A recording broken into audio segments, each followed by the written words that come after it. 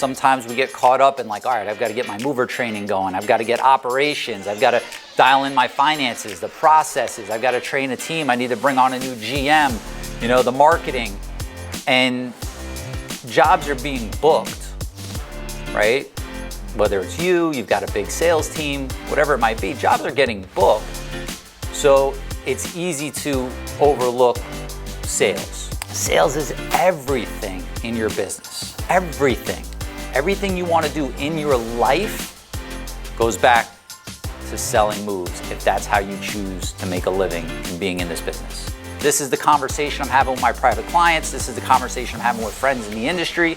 Now's the time that it must happen. All right. So today we're talking about supercharging your sales.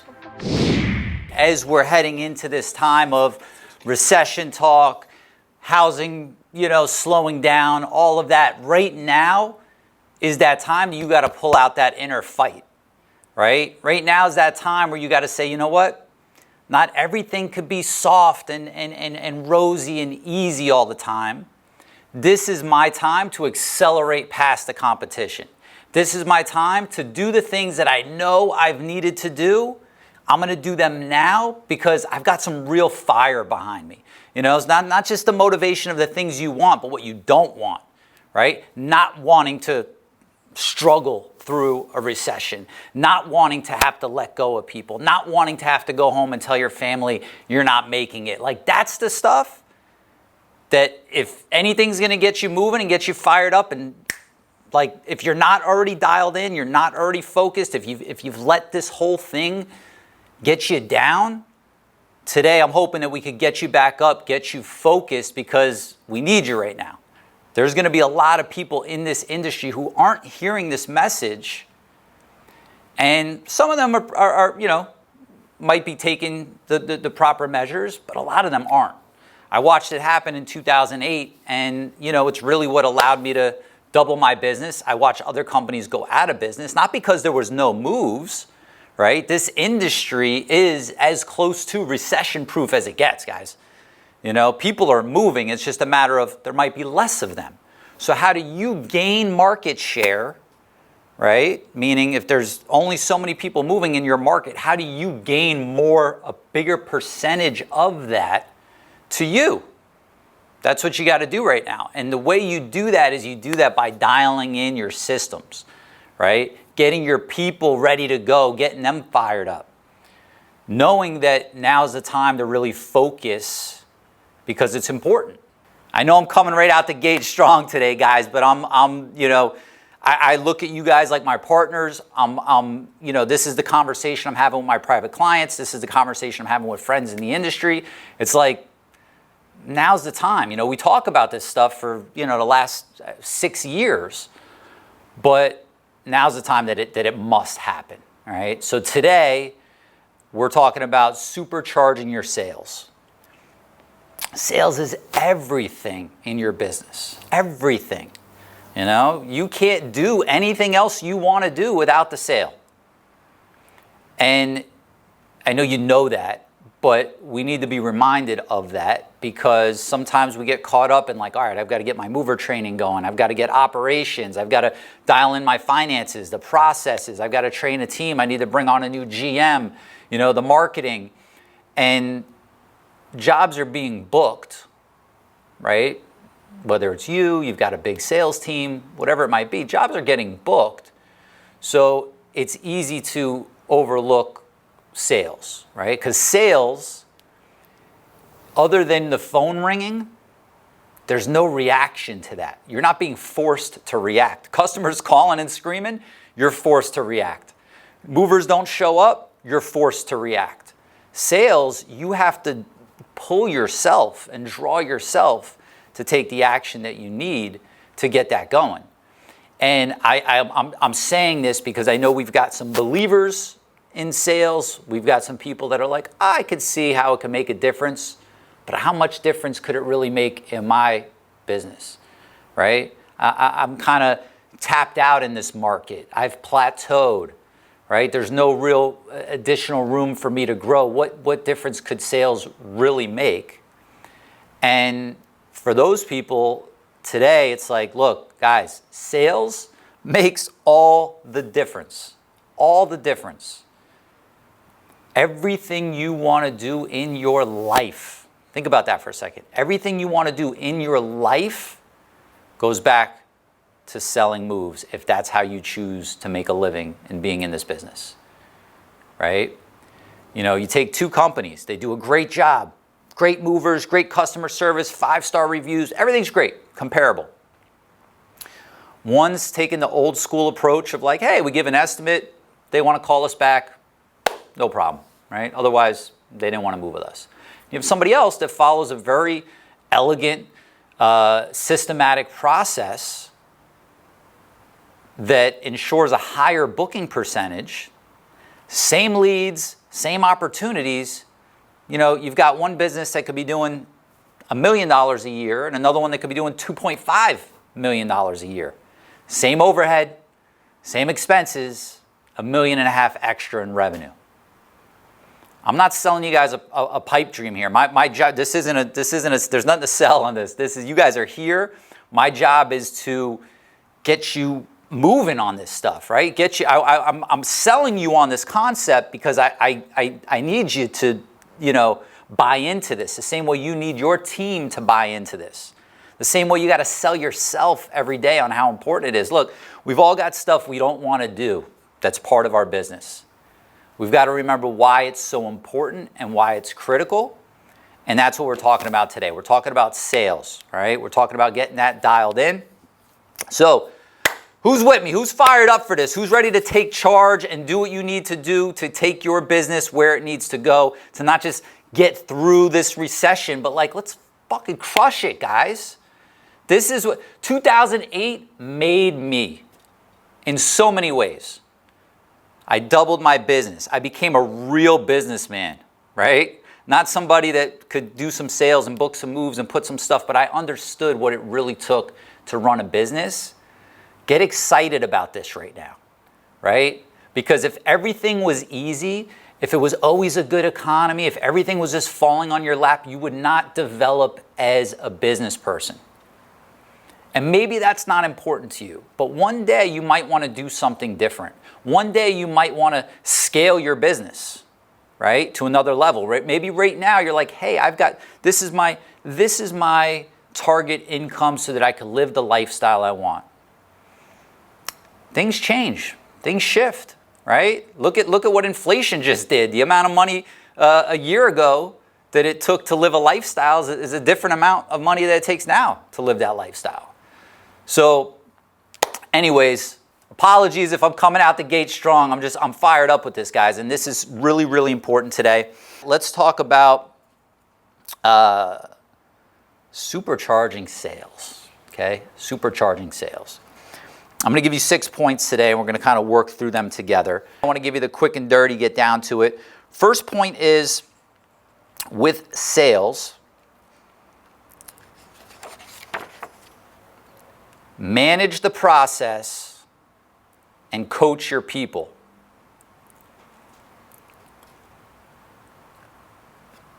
Manage the process and coach your people. And so what does that mean? That means, you know, when we think about anything we need to do in our business, sometimes we get overwhelmed because we think about everything that needs to get done, right? And what we're trying to shift to is we're trying to shift your entire business to be a process-driven business, right? Meaning the processes, the way you've decided how you want things to be done, run the business, and then the people run the processes, right? So with sales, someone must wear the sales manager hat, okay? If you don't have a dedicated sales manager and it's got to be you, okay. You know, we'll talk about the different things that you could do, but you could essentially do that in 30 minutes or so, no more than an hour, but 30 minutes a day, you could manage a small team. Like if you have a small team where it doesn't make sense to have a sales manager yet, you could do that. So what you're managing is the process. We're going to talk about some of the main points today, but you're managing, hey, you know, if I'm just watching a system work, a computer program work, right? And there's this piece, and there's this piece, and there's this piece. Is everything running the way it's supposed to be running? And then that's the process. And then you coach your people, right? So what do I mean by coach the people? Well, first of all, you've got to get them to buy in to this concept, right? You've got to make sure that you have a sales team, moving consultants, move coordinators, move managers, whatever you call them, right? We call them moving consultants. You've got to make sure that they're not turned off by sales, right?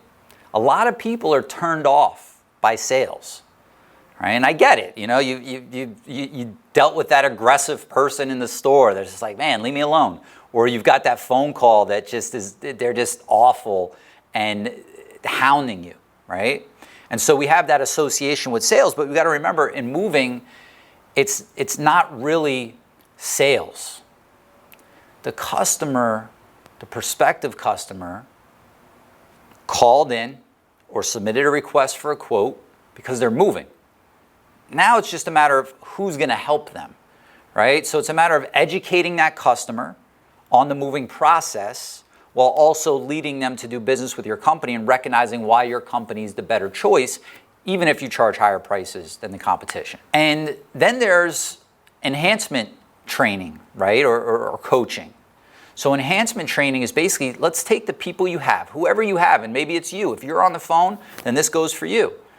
And let's listen to a few phone calls, right, and evaluate how you're doing on that call, right? There's basically the introduction of the call.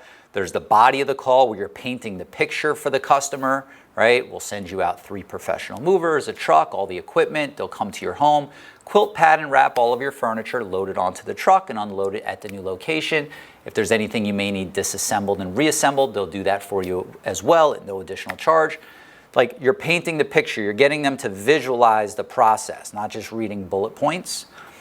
And then there's the estimate, right? Giving them an estimate of how much it may be, whether it's hourly, whether it's flat rate, whether it's however you charge.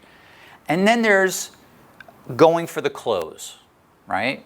Going for the close, asking for the business. And so you want to look at these sections, and this is how you make your people better, right? I didn't just hire a bunch of rock stars. I brought people in that were understood the psychology of it, right? Here's what we're doing. Here's how we're trying to help these customers, but we also need to make sure we're booking the jobs. Look, we've got a big building. We've got employees. We've got movers that are counting on us, right? We need to book these jobs. They understood that. They sounded good on the phone, or they sounded good and were presentable if they were on-site estimators. And then we worked with them, right? We didn't just, this is so big, guys. I need you to hear this because, oftentimes the hiring process is so dreadful. Then you get them on and you're like, okay, minimal training, or maybe you do 2 weeks of training. Maybe you really train them. But then you feel like they should be on their own doing their thing.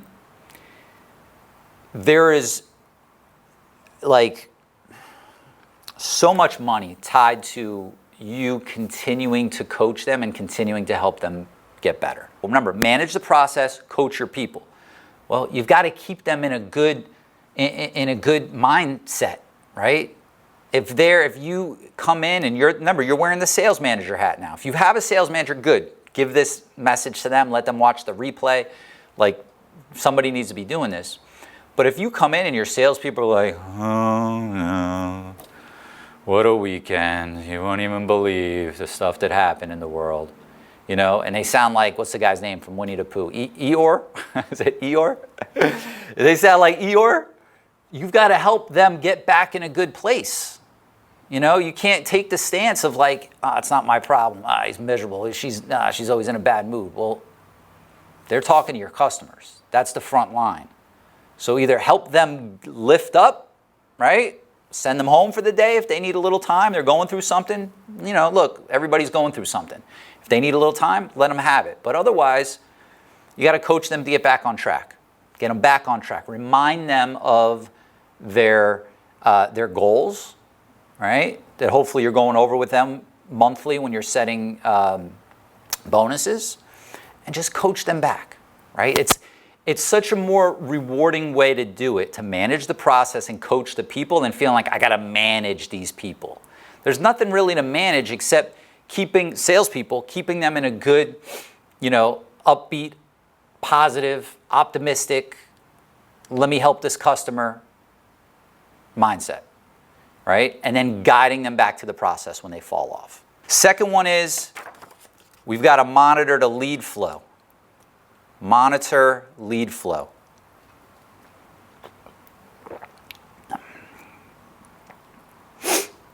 And so basically what that means is it all starts with, it really all starts with the new leads that come in, right?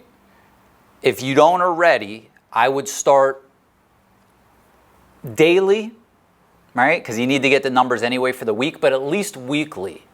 Keep track of new leads and opportunities that you get. So leads, phone calls, keep track of all that every week. Don't wait until your schedule, is light and doesn't have as many jobs on it as you want to go, oh, we're slowing down, right? You could start to anticipate the slowdown or the pickup, right, based off lead volume. Week after week, is it going up or is it going down, right? So this gives you a little bit of a jump start. Do I need to hire some more people, right? Do I need to go out and sign up for those leads that I wasn't going to get before because we were in the middle of summer and we were busy? And you could start to have 3 weeks to a month of a jump on it before it's, oh, we don't have enough jobs, right? So that's the first part. So do that. Then think about, when I say lead flow, think about the lead comes in and flows all the way through to a book job, right? What does the flow look like? So first thing is capturing that lead. So if you get a lead from your website, make sure it's going right into your CRM. If you have a phone call that comes in, this is a big one. This is a big one. Salespeople, they love to do this. They love to not enter the job into the system for many reasons, right? I was talking to a private client, and it's so typical. It happened to me all the time. But when you start to emphasize their booking percentage, right, and start to make it like a metric that you look at, they'll take calls and kind of qualify the customer first to see if it's even going to turn into anything before they enter it into the system. And that's not okay. That's not okay. It's not their decision. That's your data. That's your lead. The company paid for that. So whether you are able to book that customer this time or you're able to retarget them a year from now when they might be moving again, that's your data, right? So you've got to capture all new leads. Make it a company mandatory policy that everybody that calls in that's moving, right? If they have the wrong number or they're looking for a self-storage unit or something, that's a different story. But if they're moving, that information goes in first before you continue, right? Then it's how do you distribute those leads? So the leads come in, right? Are you automatically distributing them to people? Or are you doing like an open bucket where they could go in and just pick new leads, right? So just literally draw this out, like draw each little box and how it connects to the other box, and make sure you understand all the steps in between. Because when we don't understand the steps in between each part of the sales mechanism, that's where stuff falls in the cracks. That's where we lose money, right? But it's hidden. You don't see it until you start to dissect it. So distribution of the leads.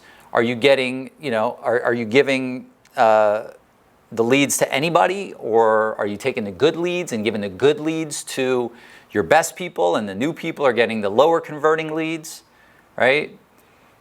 You got to be able to distribute them. The same thing for the phone calls, right? You could have your phone ringing to where it's like, okay, this is my, let's let this little group get the call first. If they're on the phone, then it'll ring over to this group, right? And then it'll ring over to this group. So now you distribute the leads. Now it's lead follow-up, right? So you should be trying to call new leads if they're a web lead, your website, somebody else, doesn't matter, within 5 minutes. Make that the target. Make that the goal. And don't feel bad wherever you're at, because I'll talk to people sometimes. They're like, honestly, we looked at it, And like sometimes we don't get to people for like 5 days. So wherever it is, you're not going to go from 5 days to 5 minutes overnight, because now you've got to rally your troops, right? You've got to get them to buy in. You've got to like slowly start helping them optimize some of the process to make it easy for them. But you want to get it to 5 minutes. Otherwise, you're every minute that goes by, your chance of booking that job just goes down, right? So that lead follow-up is important, and how you follow up and when you follow up is key, right? I like to follow a 2+1, meaning when a new lead comes in, we attempt to contact them twice the first day, one more time the next day, and then after that, we left it alone. If leads were slow, we went to 3-2-1, which was 3 times the first day, 2 times the second day, and 1 time the last day, right? Because if leads are slow, your team doesn't have as much to do. But they're going to want to spend more time on the follow-up after they quote customers, we'll talk about that in a minute, than trying to track down leads that may or may not be any good, right? And then most of you know this, but then for every contact attempt, you want to CMET them. CMET them. So CMET is call, message, email, text. So you've already got them up in your system, right? You pulled it up, you're calling them. They don't answer, you leave a really good message every time. Then you hang up the phone, you go click, click, and you send them a pre-written email, click, click, and send them a pre-written text message, right? People emphasize, people prioritize different modalities, right? You guys all like, if somebody calls you, maybe you always pick up a call, right? Me, if I don't know the number, I don't pick up the call, right? But a text message, you might get me right away, right? By private clients, it's on like text me, right? So email, some people live in their email, right? Or if you miss the call, they go and listen to the message, right? So that's your lead flow. So literally like, just look at the different components, right? Tighten this stuff up. There's money here. This isn't like you'll book an extra job. I'm talking like, again, you go from, maybe you do $1 million a year, you could go to $2 million a year, 2.5. Like you get the sales process dialed in, there's so much money there. This is where the real difference is between the people that are getting by and the people that are just like crushing it. It's in the sales process. So next point is polish your presentation. Polish your presentation.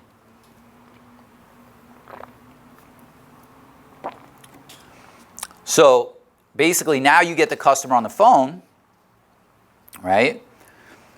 Even if you're going to do an on-site, you're getting them on the phone first, right? So what does your presentation look like? The words you say and the visuals that they see, right? So your sales script, getting that dialed in, right? You guys all have my sales script and a template to create your own. It might be a good time to revisit that. Okay, where are we at? Is it still good? Is it still solid? Is there anything I want to tweak? Is everybody using it? Right? Your emails and text messages, right? That's part of your sales presentation. Again, the words you say and the visuals that they see. What do those emails look like?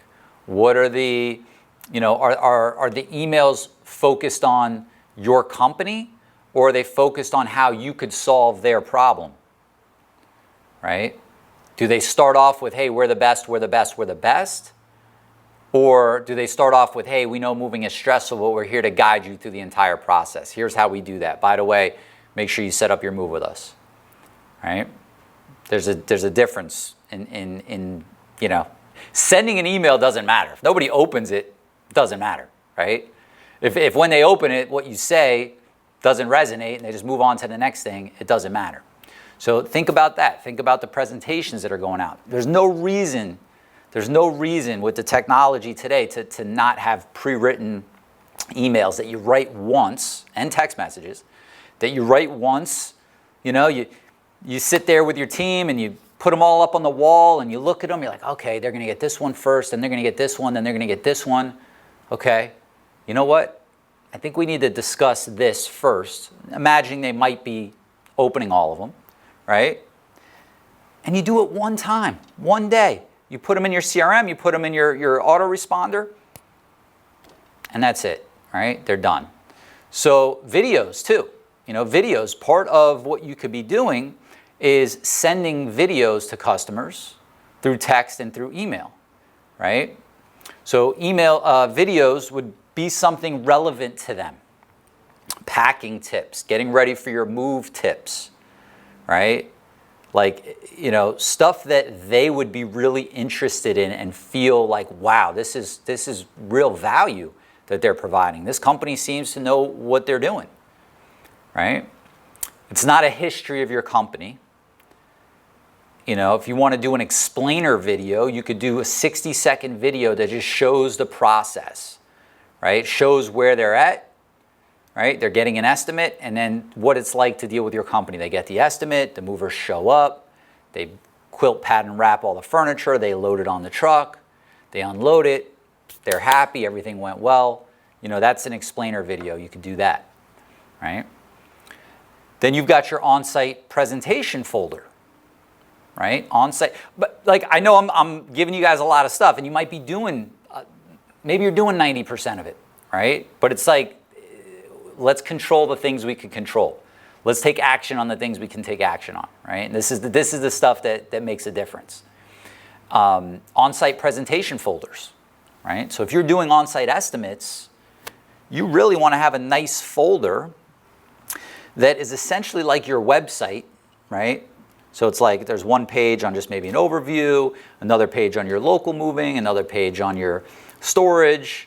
You can literally just take what's on your website and put it in print form with a moving checklist in there. Make sure you have a moving checklist in there that kind of helps guide them through, here's what you need to do 6 weeks out. Here's what you need to do 5 weeks out.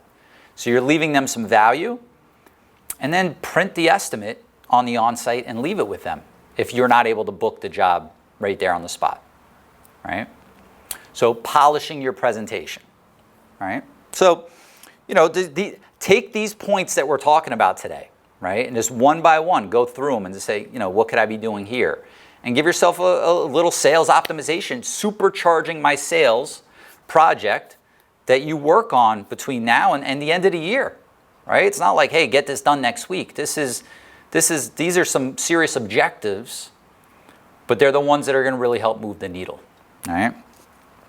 Then, enhance closing techniques. Enhance your closing techniques.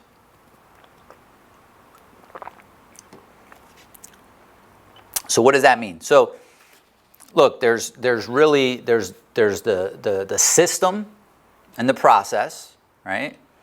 And then there's the technique of booking the job, right? The purpose of every single phone call is to book the move.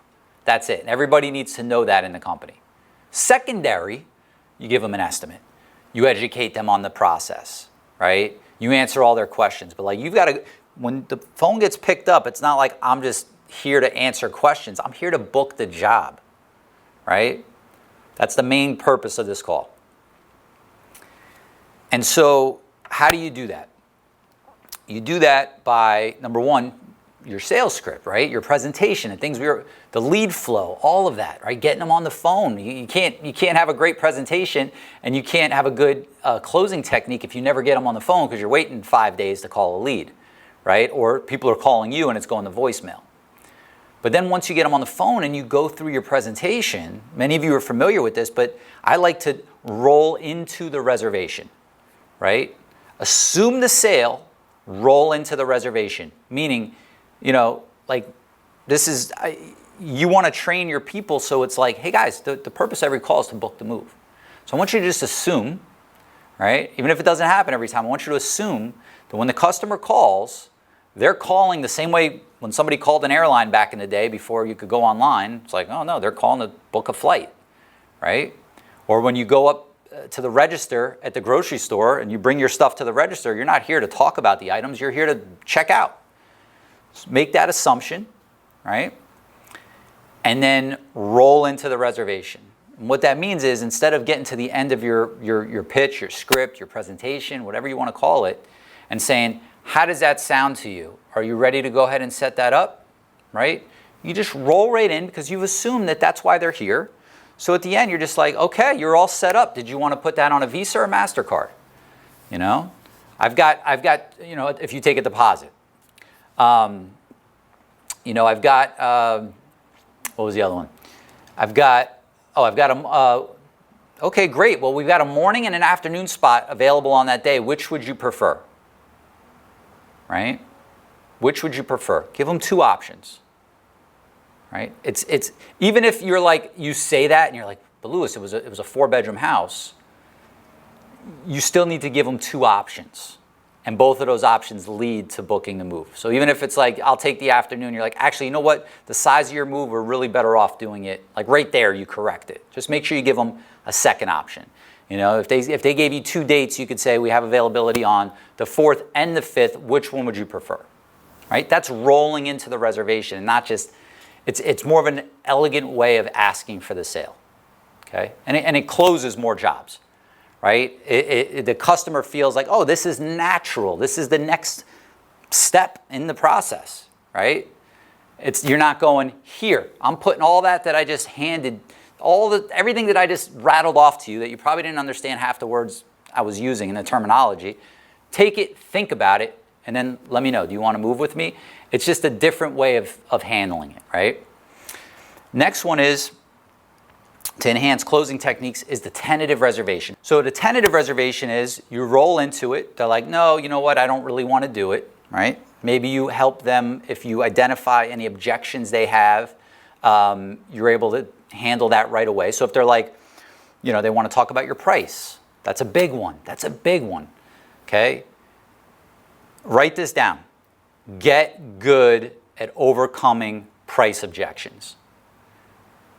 Like, that skill right there, if you get good at that, you have the right thing to say and you could train your people on how to say it, game changer, right? Because we don't want to book low-paying jobs. We want to book high-paying jobs, right? And that's more challenging to do. Salespeople don't want to, you know, they don't like that conversation because they don't get as many yeses. They get more rejection throughout the day. They're not thinking about the big picture, right? But if you don't, they say, no, you know what, I still need to talk to my husband. I still need to check the closing date. I still need to call around and get a few prices. You know what, no problem at all. I'll tell you what, why don't I set you up on a tentative reservation? There's absolutely no obligation. It's just a courtesy that we do for our customers. This way, if you need to change the time, date, cancel, you could do that with absolutely no penalty, no problem. And we could lock you in at this price today because prices might be going up here shortly as we get closer, the same way the airlines do. Yeah, okay, let's do that, right? And then you basically just take some basic information, right? As if you're booking the job, name, email, phone number if you don't already have this stuff, address, right? And what happens a lot of times is by the time you get through all of this, in their mind, they're thinking, man, I'm going to have to do the same thing with the 3 other companies that I'm going to call.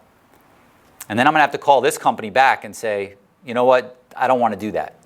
So a good percentage of the time, they'll say, you know what, let's just set it up like for real, you know, instead of the tentative. Or they hang up, they call somebody else sounds the same as you know, like to them, it's a moving company, right? They're just trying to see who makes them feel comfortable, and price is part of that, but it's not everything, right? Who do they feel comfortable with? And if they speak to somebody else that's equivalent to you, but they know they're going to have to call you back anyways and cancel with you and then give their information to this other company, it's easier just to tell the other company, all right, I'll call you back, and then call you. All right, so tentative reservation. So that's enhancing the closing techniques. All right, so this is the type of stuff you work on. You don't have to be a salesperson for this, right? A great salesperson isn't, you know, maybe there's people that are born that way, but it's really, they just need to know what to say. You know, the same way I'm rattling off objections, I'm rattling off rolling into the reservation, I'm rattling off painting the picture from the script. That's from years of doing it, right? It's not, I didn't just like freestyle and make stuff up. That was from years of doing that same pitch, the same objection, the same rolling into the reservation, the same offering of the tentative reservation, right? So it's just, what do we want to say, right? If you could program, if you could have a robot answering your phones that sounded human, that was able to have a real human conversation with people, and you could just program them what to say, this is as close as it gets to doing that, right? So next one is, all right, so now you went for the close, you didn't get it, right? Maybe you got a tentative, maybe you didn't. But follow-up is a must, a must.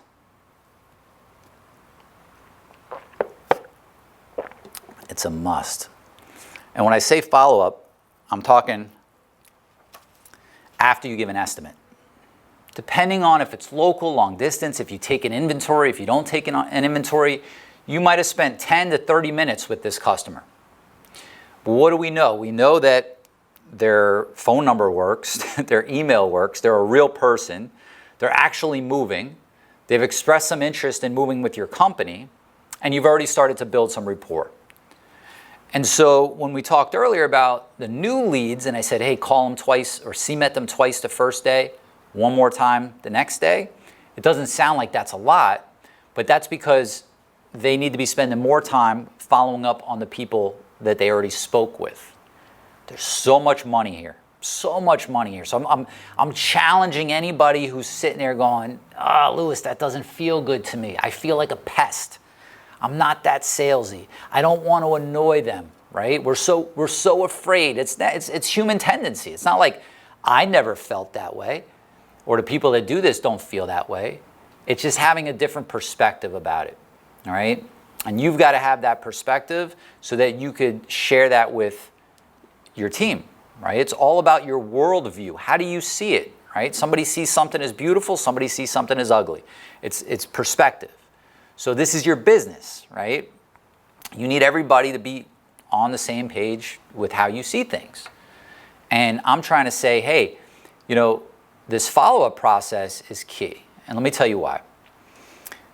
Besides the obvious fact that if you don't do it, you're going to book less jobs. Fact, okay? Fact.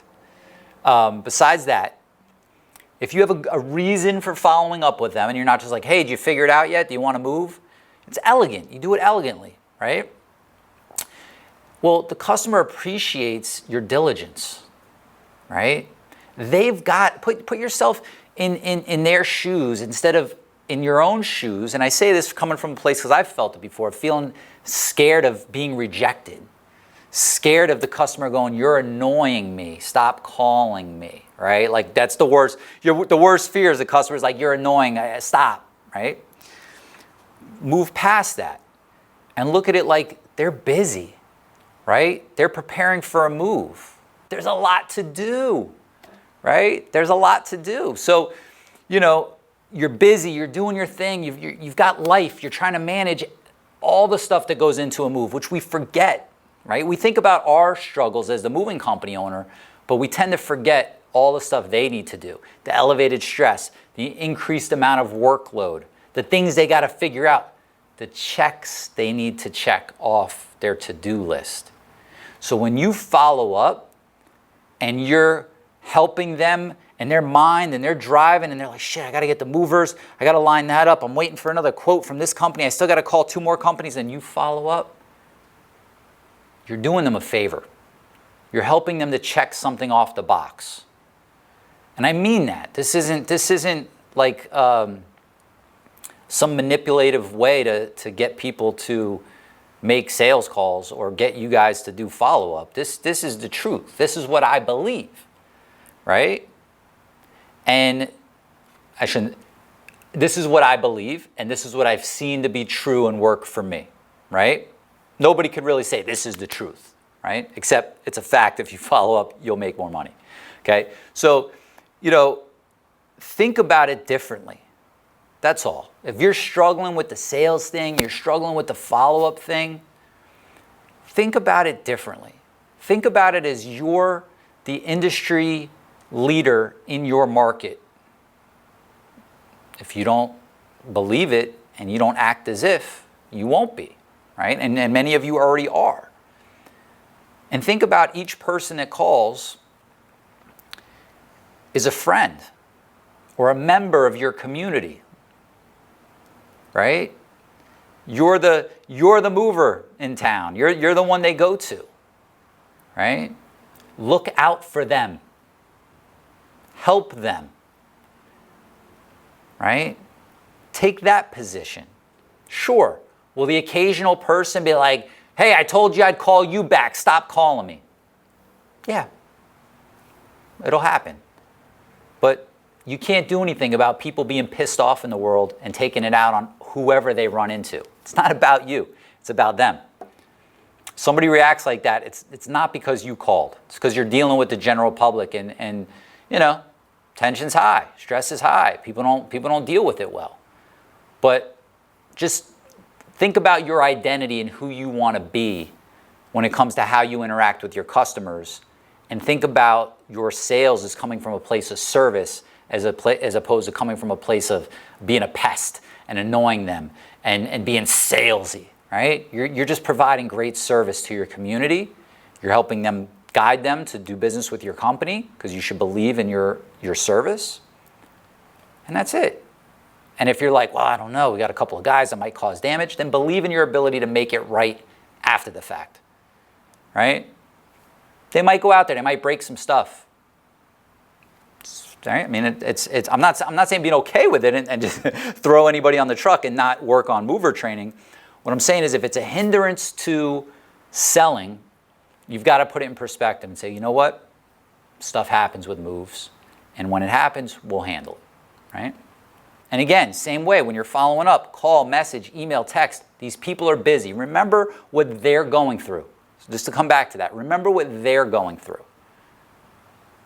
Getting ready for the move. Help them. And the last one I got for you today is remember why sales is important.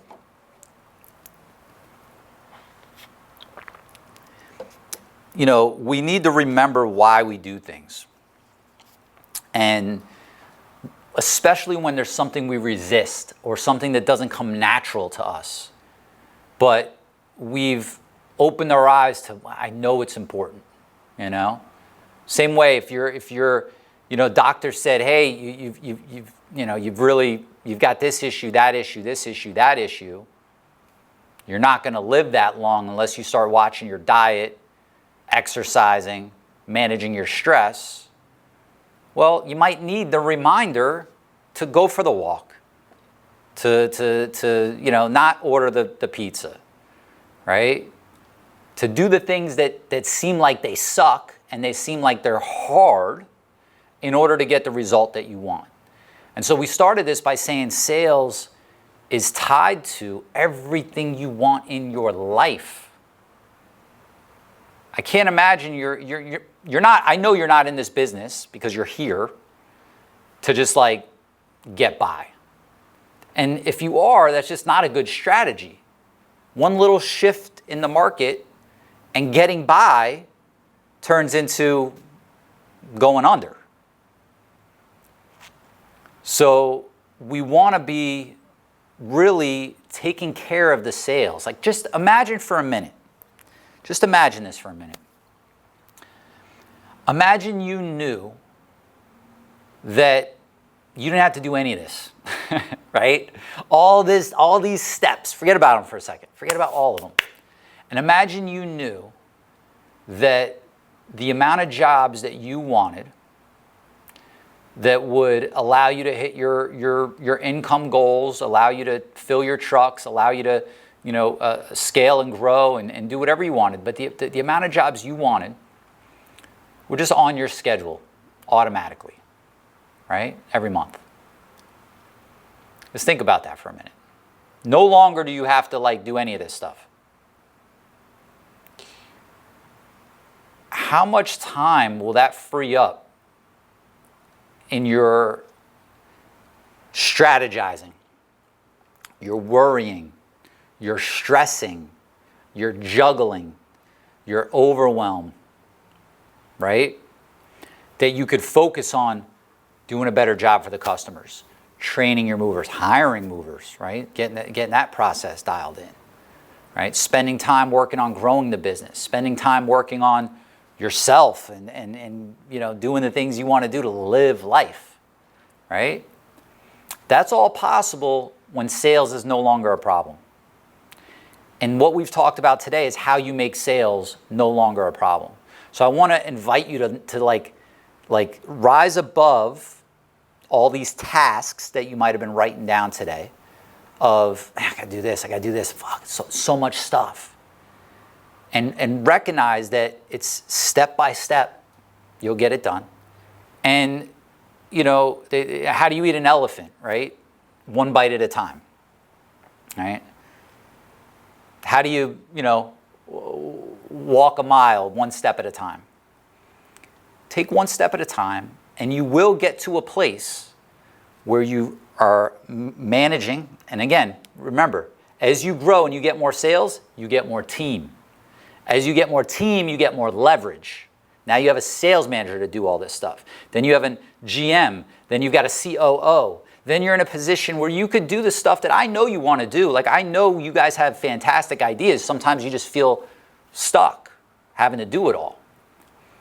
And so look beyond all the steps and focus on the outcome here.